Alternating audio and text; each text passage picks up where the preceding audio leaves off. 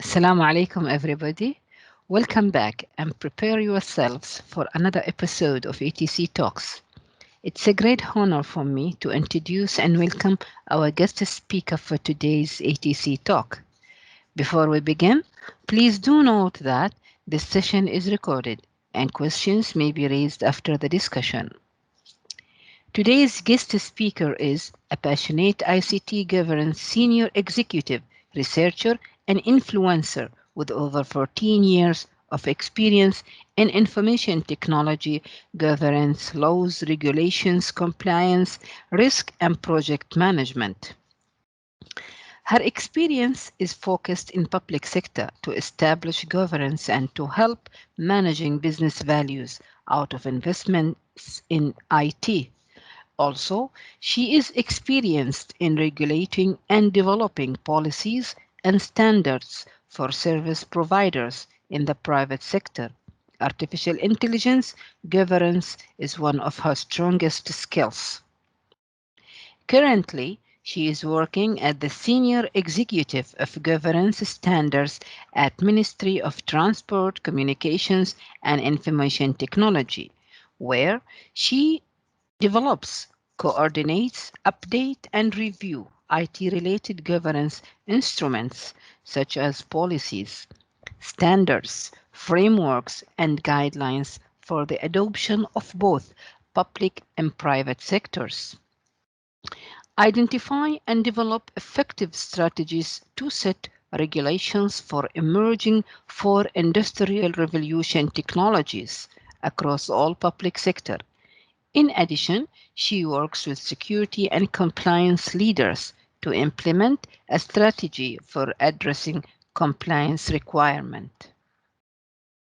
Moreover, she was accepted at United Nations University, Portugal, a government fellowship program aimed at bridging the worlds of research and policy making in the domain of electronic governance. It seeks as well to develop the competencies of civil servants with responsibilities on the use of ICT for modernization and innovation in the public sector, particularly in developing countries. She holds a master's degree in artificial intelligence for public services from Spain and a bachelor's degree in computer and internet applications from Majan College. Without further ado, please join me in welcoming Miss Hala Azzajali. Miss Hala, the floor is yours. So Mahfouza did most of the work of introducing me. I'm working as a senior executive of governance standards at the Ministry of Transport, Communications and Information Technology. I don't know if you know me as an influencer on social media, as I'm trying my best to convey my experience in artificial intelligence, as this is a close subject to my heart. I have built this love for technology since long school days, and it has evolved to my experience also as giving and sharing the knowledge on different platforms around the world. And before around 2019, I have been accepted with the United Nations Office for Governance, which is in Portugal. And then I have seen that there's so much attention in Europe, exactly, in that region, where they are concerned more about artificial intelligence. And I would like to bring those experience here in the Middle East and especially in Oman. So I hope by now that you have had your dose of caffeine, because this session will be a bit heavy, but it will be fun at the same time. So I would like you to buckle your seats, belts, and enjoy. Okay, so I would like to know if you're hungry today for more knowledge. The menu of the day is today we're going to speak about the challenges in recruitment in hiring. What are the the things and concerns of human resources. Then I would like to take you through some information and introduction about artificial intelligence and what does it mean. And then we're going to speak about AI in recruitment specifically. Fourth, we're going to also share some challenges in applying AI in recruitment. And finally, we're going to speak about the principles and the ethics of using AI. I was hoping to see the chat working, but anyway, there will be a couple of questions around this session, and if you cannot use the chat option, then I would be happy, like by the end of the session, to hear about your questions. So studies say, study by ideal.com specifically, about talent acquisition leaders around the world who are doing the recruitment, that 52% of them find that the hardest part of hiring people is in screening thousands and thousands of resumes and in CVs. And this is a very hard job to do, and it takes a lot of time and cost for the recruiting company. 74% of companies are admitting that hiring the wrong person for the job is causing a lot of losses for the company, since they didn't really check what are the experience of that person, and then, or they had a lot of expectation about that person, but at the end they have hired the wrong person for the wrong job. So in general, what is the cost of a bad hire? Of course, you know that the time spent in reviewing those CVs and interviewing the candidates for the job is a constraint for companies, and since if they are spending a lot of time and money on this, this will be also causing a bad reputation for the company. Other things that also concern companies about the onboarding and training given to the employees, since they are not having the right knowledge that they are acquiring for that job. So then if they are hiring the wrong person, they might also spend more cost on training that person. Also, the time and energy managing poor performance of that person, if his knowledge is not as evolving as they were expecting. Also, one thing, the important things is the drain on productivity from distributed projects. If that person was given a project and then he's not performing as expected by the company, this will be a bad thing for the whole team, as it would cause, in the last point, it is going to impact the whole team and it cause a lot of stress. So let's go to artificial intelligence and what is the definition of this technology. So as defined in Oman, there are a lot of definitions I'm sure you're going to find on the internet about artificial intelligence, but in Oman, we have defined that artificial intelligence is the computer systems that are able to simulate human cognitive abilities and intellectual processes, such as analyzing data, extracting new knowledge, problem solving, learning, reasoning, and performing new tasks. Take a few moments to just process this kind of information, because I think that it's a kind of complicated definition. But let's simplify it more. Let's take this example. Let's say this person, let's call him Khalid. For example, Khalid wants to purchase a car. Now, Khalid knows that by the end of the year, he will be able to collect the money that he needs for this car. Now he has many options in the market. He either purchases a new car from the agency itself, he might purchase a used car. So he has both options.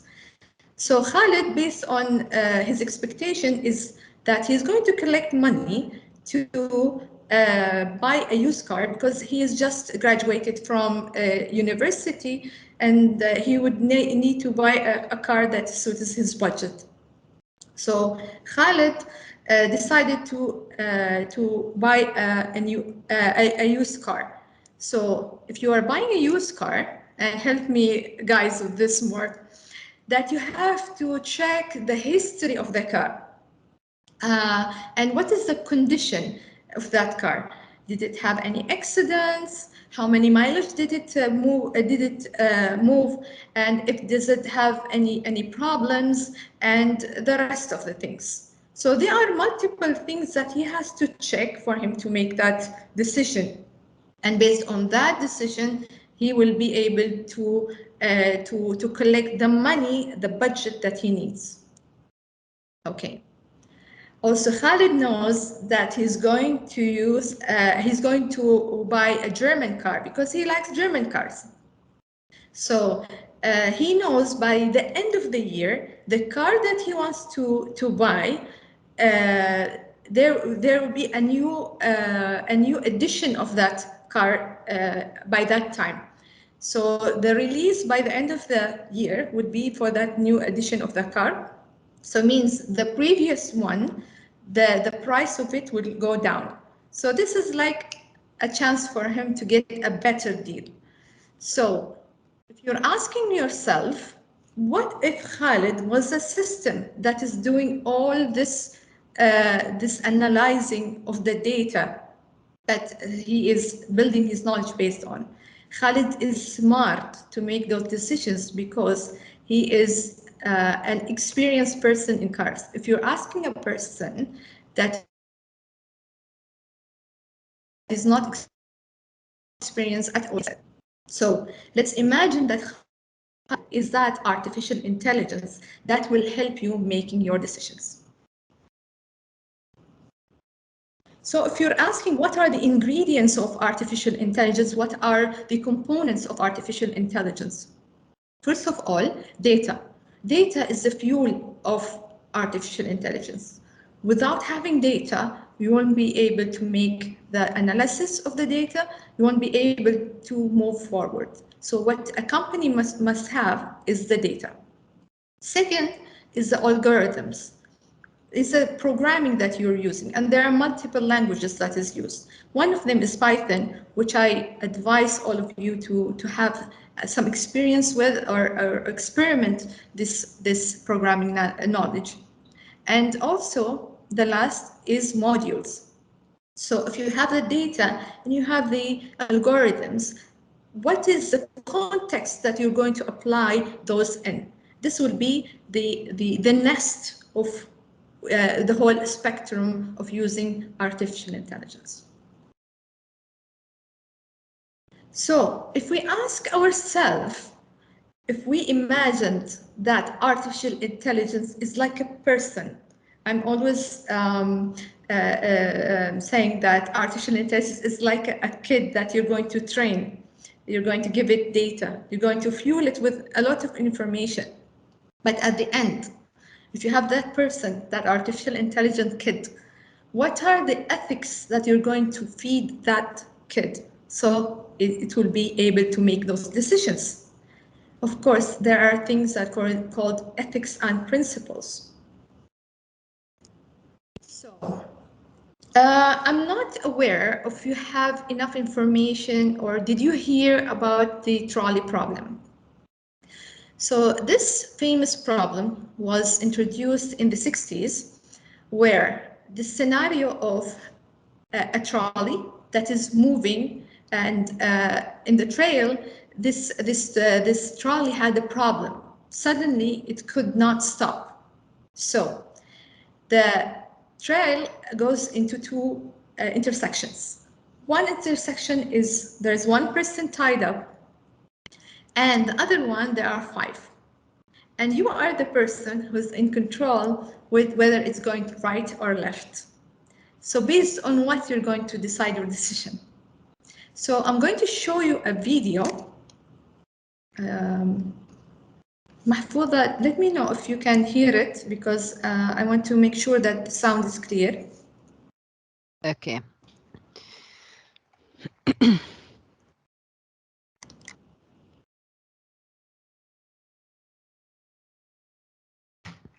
We cannot hear it yet. When sharing the video, just select the use the audio. 1 second. I will just disable the share and share again. Okay.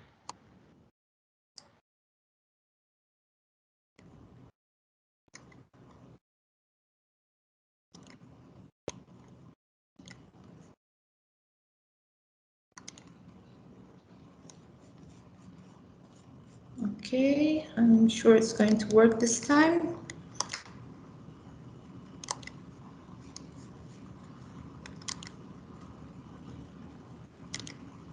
Can you see full screen, Mahfouza?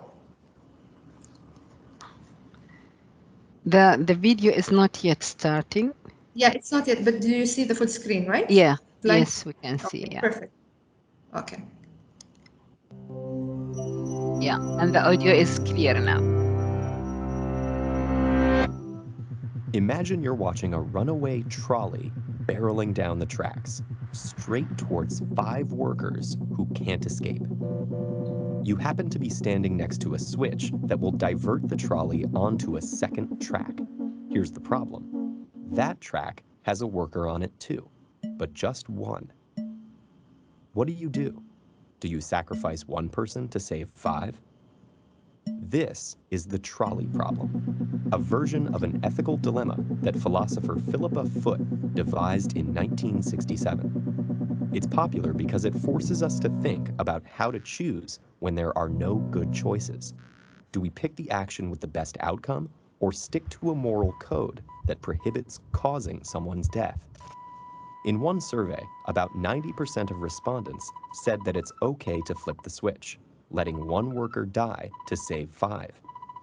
And other studies, including a virtual reality simulation of the dilemma, have found similar results. These judgments are consistent with the philosophical principle of utilitarianism, which argues that the morally correct decision is the one that maximizes well-being for the greatest number of people. The 5 lives outweigh 1, even if achieving that outcome requires condemning someone to death. But people don't always take the utilitarian view, which we can see by changing the trolley problem a bit. This time, you're standing on a bridge over the track as the runaway trolley approaches. Now there's no second track, but there is a very large man on the bridge next to you. If you push him over, his body will stop the trolley, saving the 5 workers, but he'll die. To utilitarians, the decision is exactly the same. Lose 1 life to save 5. But in this case, only about 10% of people say that it's okay to throw the man onto the tracks. Our instincts tell us that deliberately causing someone's death is different than allowing them to die as collateral damage. It just feels wrong, for reasons that are hard to explain. So I know this is a hard thing to hear, that it's taking us to that extent of choosing lives.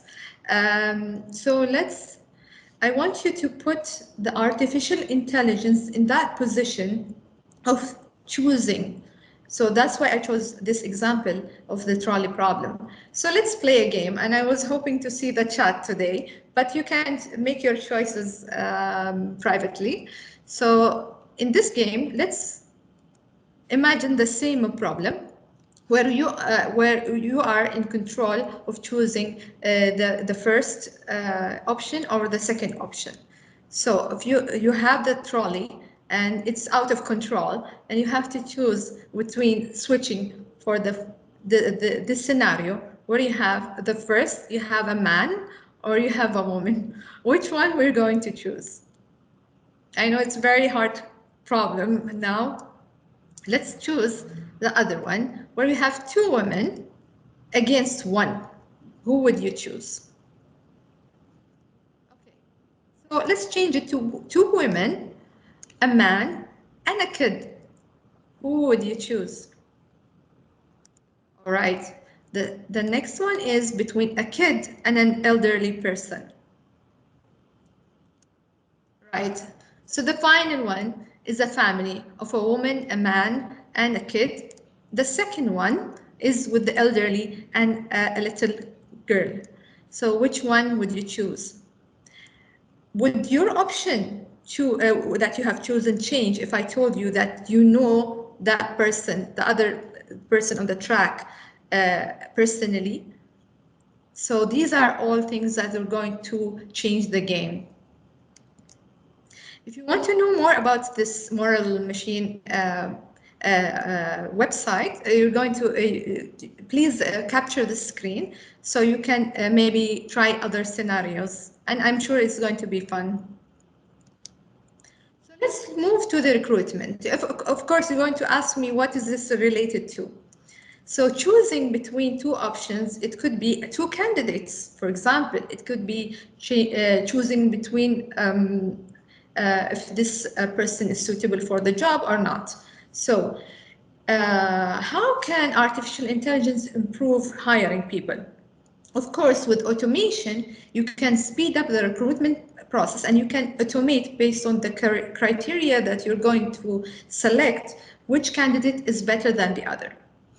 The next one is, of course, enhancing candidate selection in between a pool of candidates and eliminating any recruitment biases. Of course, that you know that there are some biases that is happening intentionally or unintentionally. Sometimes people are choosing people based on their gender, based on their backgrounds, based on their looks. So these are some psychological biases that is happening when a real person is choosing. With artificial intelligence, you are the one to control those criteria.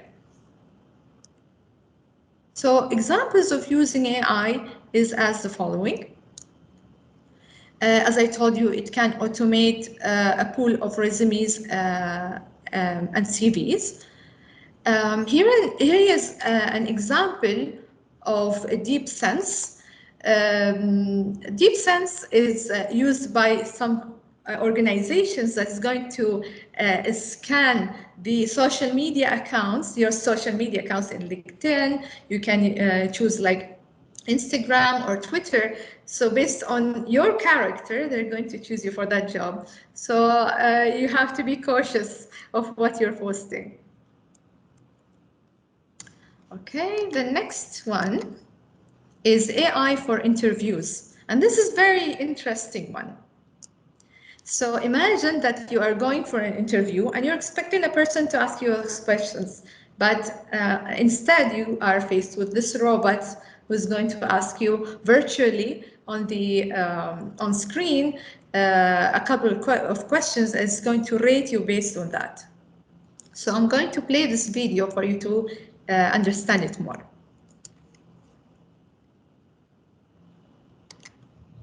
Hello, my name is Vera, and I'm a robot. And what's your name? Hi, my name is Jason Bellini. This is Vera, a robot that does job interviews. What are the 3 top important tips for a salesperson? She's done 10,000 of them and counting. Congratulations.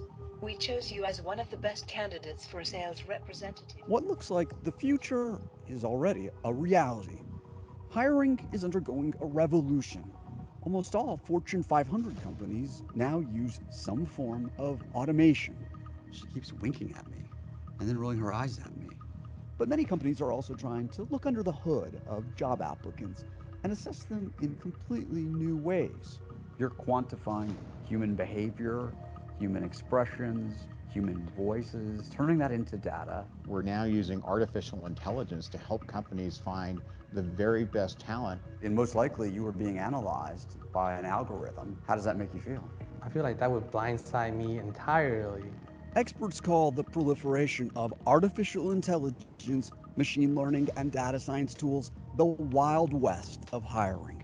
Critics, and even some hiring managers themselves, say they're concerned about these tools' potential For bias, they raise issues like fairness, transparency, and accuracy. Hello.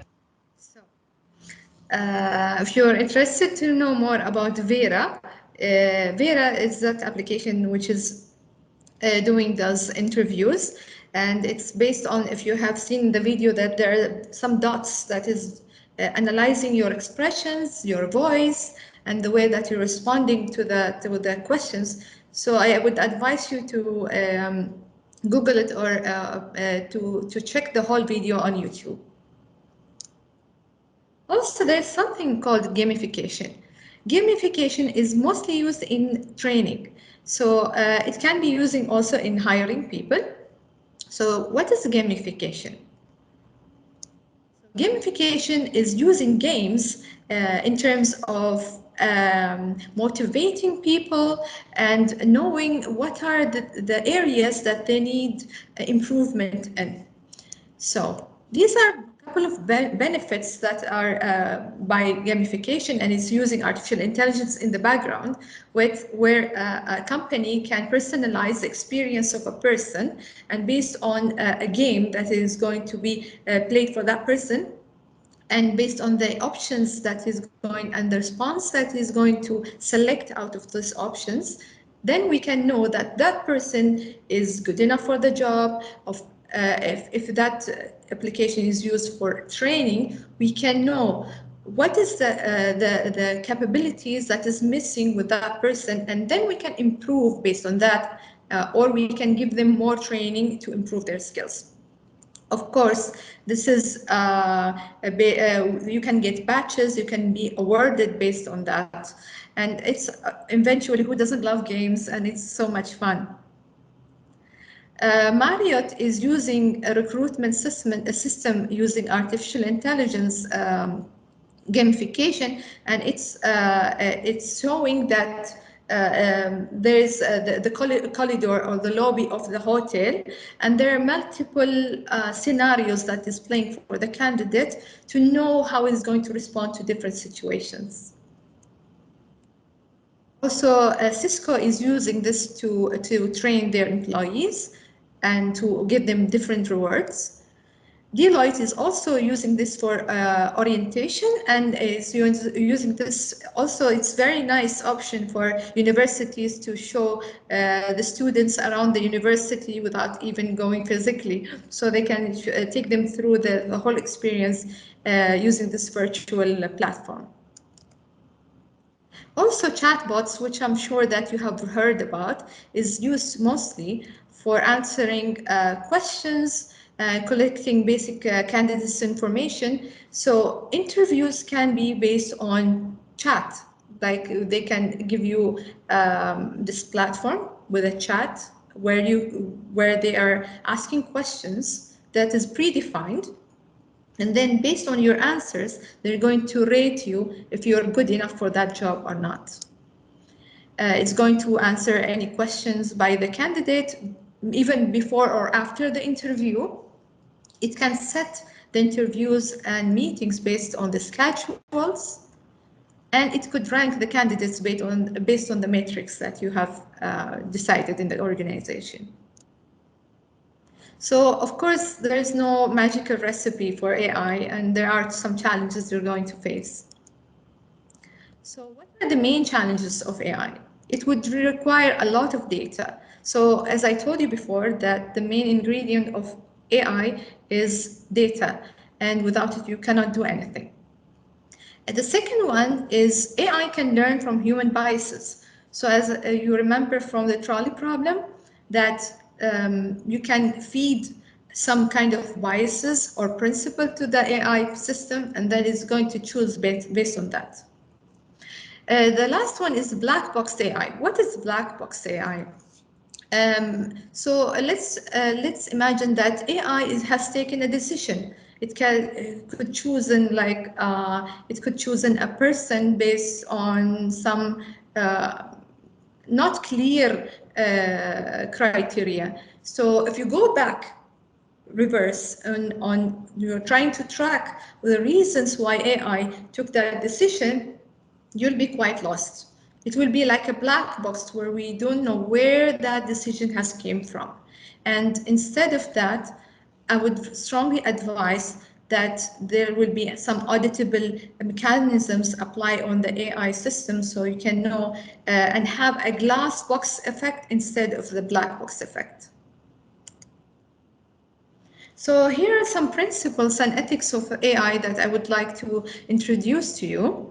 So as you remember the trolley problem, there are a couple of principles and ethics that we strongly advise people who are using AI to adhere to.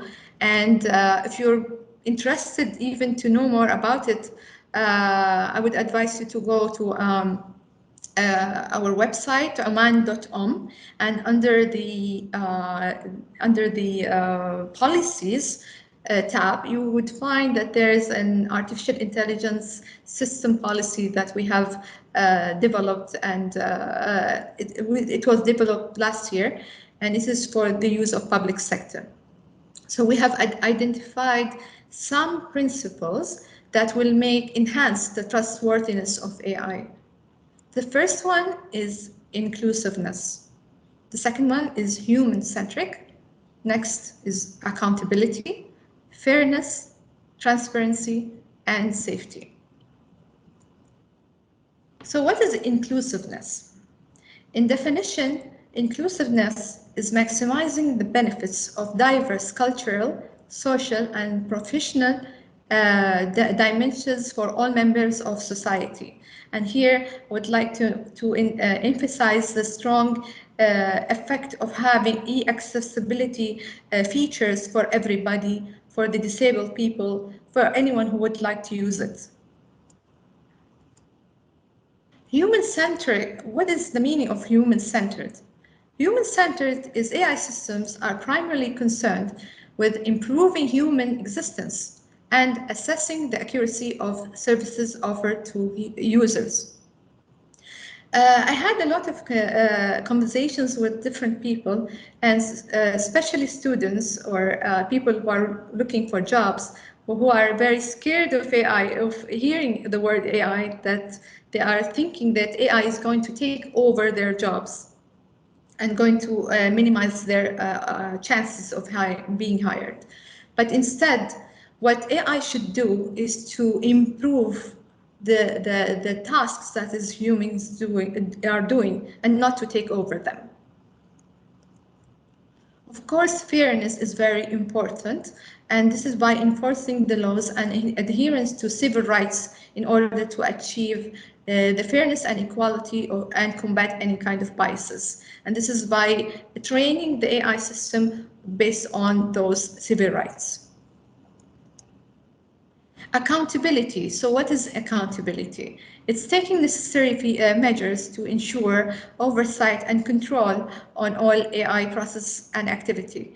And this is by defining what are the roles and responsibilities of the people involved in developing and in administrating AI systems. Transparency. Transparency is the equivalent to the glass box effect that I have talked about before, which is the ability to determine, trace, and disclose the root cause factors and mechanisms behind the decisions made by AI. Safety, which is very important, and I would like to emphasize on this since we have a lot of students here, where I'm sure that there are some people who are interested in cybersecurity.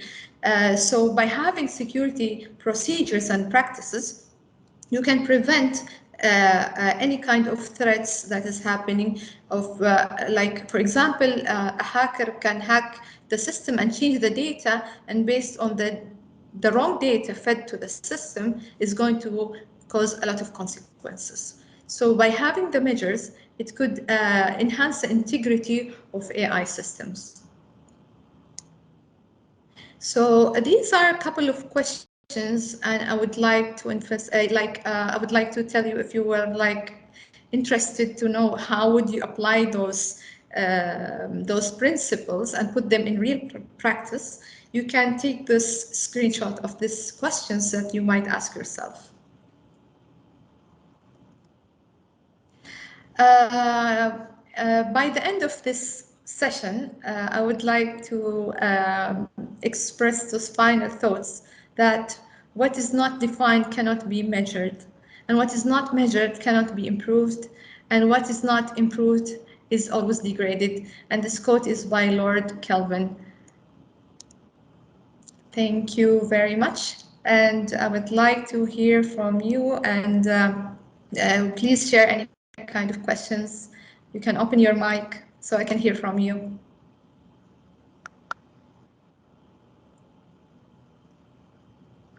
Thanking you, Ms. Hala. Now the floor is open for questions and answers. You may unmute yourself, as she said, if you have any question. It was really very interesting. Hopefully we can hear some voices.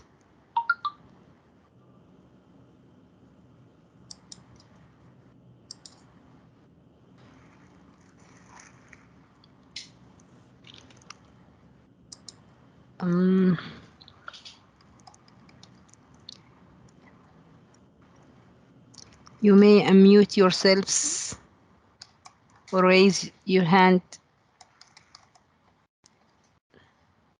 Do they have the permission to do that? Yes, they can unmute themselves or just raise the hand. So, Okay.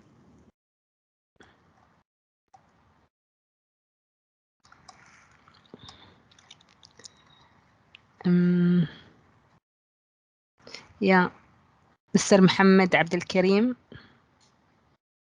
would you be able to? Okay, I just allowed the mic. Mr. Muhammad? Yes, yes. Yeah. Can you hear me? Thank you. Yes, we can hear you. Yes. Go ahead.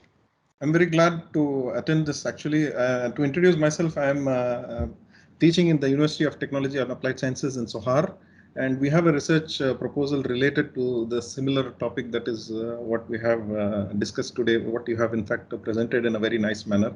I would look forward, in fact, to collaborate and work together in this field, and we are exploring some topics related to the natural language processing. And I would like to ask you also about, in case, is there any such work related to the recruitment process in Arabic, because the resume is most likely in Oman and the government sector and so on are written in Arabic. Would you please specify something about it? And inshallah, we will talk further later on also, but briefly, in fact, if you could do it. Thank you.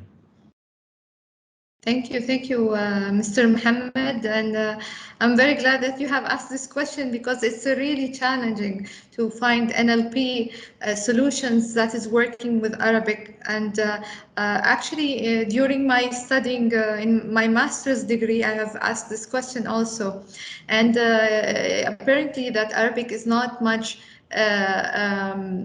It's difficult to process it using artificial intelligence systems. There are a couple of organizations, I believe, and service providers in Oman who are trying to resolve this kind of, or give solutions to this problem. However, I would like to even hear more from it. You have my contact details. You can even contact me anytime. We can also discuss it more. Thank you. Sure. Thank you. Thank you very much. Inshallah, we will discuss. We have another question from Mr. Khalid. Mr. Khalid? Thank you very much for your interview, for your meetings. I have questions that related to blockchain, actually. As you know that deep learning need much amount of data. So in Oman, we have the big data, or decentralizing server in Oman that can save much of data, and so we can treat it or give it to the machine learning here in Oman to use it in different sectors here. Yeah. So the question is? My question is, Oman have infrastructures and blockchains that help us to improving our AI and deep learning in different sectors here in Oman. This is my question, actually. Okay. I'm not sure if I understood right. However, there are some service providers who are giving you multiple options with hosting data. And of course, you know that there are some legal or there are some policies in Oman that enforces organizations to use local service providers, and especially with hosting the data. I'm not sure. Some private companies are allowed to do like hosting outside the borders of Oman. So you might check those options. Of course, that there are some technologies using blockchain to store data. However, I'm not sure that the maturity is very high to rely on blockchain at this stage. Okay, thank you very I much. hope I answered their questions. Yeah, yes, yeah, right. And your understanding is right. Thank you. Thank you, Mr. Khalid. Is there any more questions? Was I very fast, Mahfouda? No, it was very well explained. It was very well explained. That's why maybe, yeah, there are no further questions. But I have a question myself regarding Please the go ahead. Vera. Regarding Vera, is it? I mean, is it used anywhere in Oman? And what are the? I mean, the percentage of success in the recruitment when you say it's used for recruitment. So, what are the percentage of success when they are recruiting people or using these type of application or systems? Okay. Okay. So first question that you have asked, and thank you for those interesting questions. The first one is about Oman, if they are using such systems. I'm not very aware if anyone is using this in companies or in organizations. But there are some thoughts about it. Some companies have talked to me about it personally, but I'm not sure if there is anyone who's really using them. The second one is that, of course, there is no magical solution for everything. Vera has been attacked actually by the other school who believe that physical attendance of the candidates is much better. You know why? Because, as I told you, that AI systems are trained on based on some knowledge. So how are they giving those instructions? For example, what Vera is using the best person in the organizations as a role model, so they can compare based on that and give the scoring based on that person. Of course, this is like you're kind of biased to a specific character of a person. So let's say if I want to hire a person who's working in accounts, okay, so I will bring the best person in the company to use them as a role model, so that any person that we're going to hire should be matching to that person in terms of character, in terms of knowledge, and in terms of everything else. So this is kind of debatable, and it's going to cause a bit of a biased selection of those candidates. And also, I would like to maybe, I have a strong belief that universities also should use such systems to make the students' life much better. So inshallah, we see that at your university. Inshallah. Inshallah. Inshallah. Thank you, Ms. Hala. Thank you. Thank I you see very that much. no more questions. I believe the topic was well explained and was really very important. And since there are no more questions, I think it is now safe to end our session for today. At the end of this very interesting session, join me to thank Ms. Hala Azzajali for an informative session on artificial intelligence and the future of recruitment. Stay safe and have a nice weekend. Please, I will share a survey if you can spare a couple of minutes to fill it. Thank you one more time, Ms. Hala. Thanks a lot. Thank you very much. مع السلامة.